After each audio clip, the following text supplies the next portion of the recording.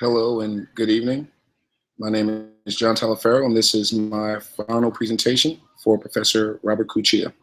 I will now go into my screen share and start my presentation.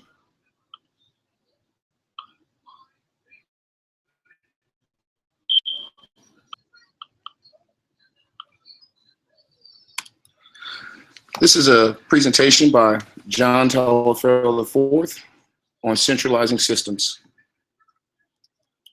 Who am I? I've already introduced myself by name. My name is John Talaferro. I'm a student of St. Petersburg College, a father of two wonderful sons, and on most days a loving companion, but I can't really take all the credit for that. Of all the labels that I've been given, the label that I am most proud of is the one of United States Marine.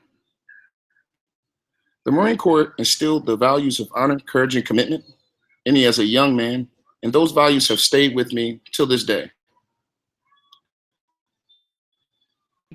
I was given several tools for survival. Often aggression came natural with the job.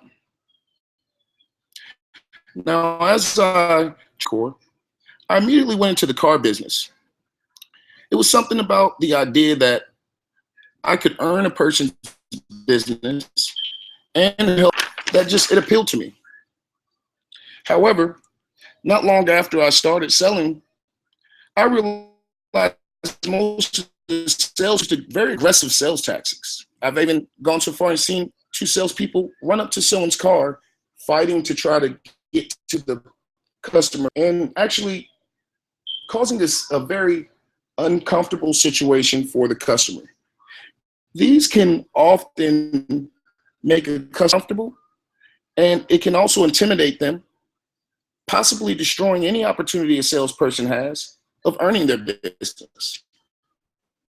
Conversations I've had with numerous customers helped me to come to the realizations that things should be different, and they can be. So that's when I came up with this centralized system. And it's basically a process where the customer comes inside at their leisure, and once they're inside, they're put into a queue, and they're placed with a sales professional that can best fit their needs. Now, this system is a dealership in a few ways. First, there is minimal to no cost to implement. Because it's a process, it's something that can be implemented in a system that's already being used in a dealership, meaning that the only overhead you may have is if you need to put an electronic system in one.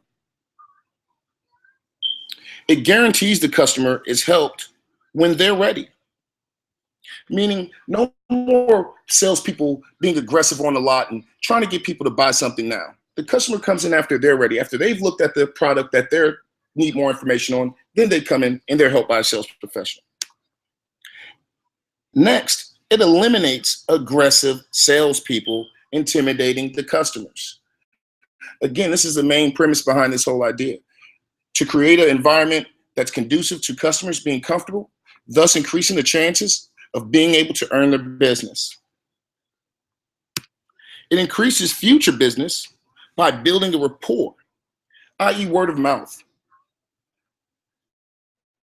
When we are able to offer them a superior experience, a buying experience, they will go and they'll tell a friend. And then that person will go tell a friend. And then that's the way that we'll build rapport and be able to increase sales over time. Now, with all of these things, there are some risks. And one of them is the salespeople, they may not buy in. They may have a lot of resistance to change. Because things are pretty much dog eat dog, and he who gets the early bird gets the worm is the mantra.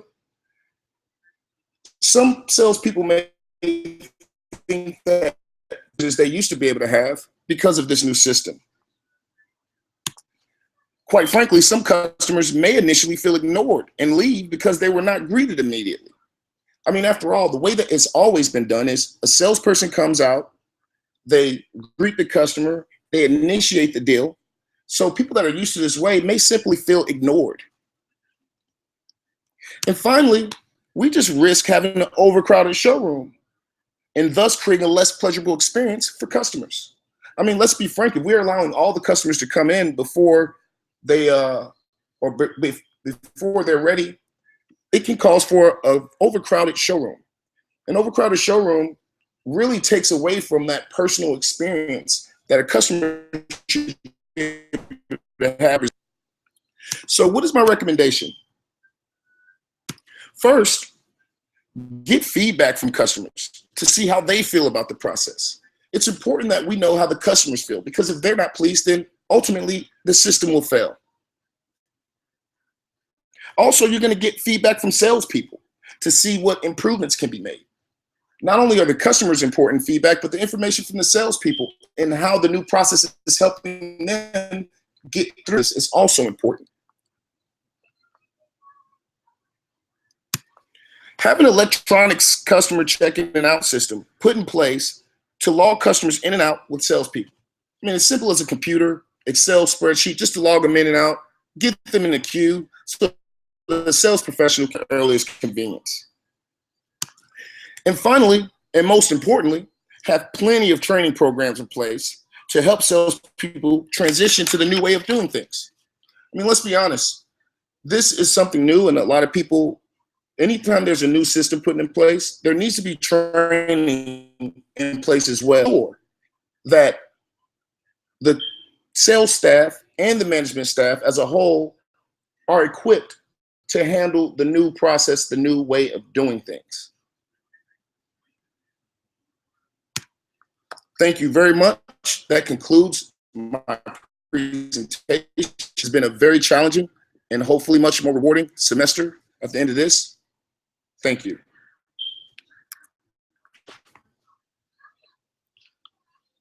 I'm going back in to stop my screen sharing so that you can see me at the end of my broadcast.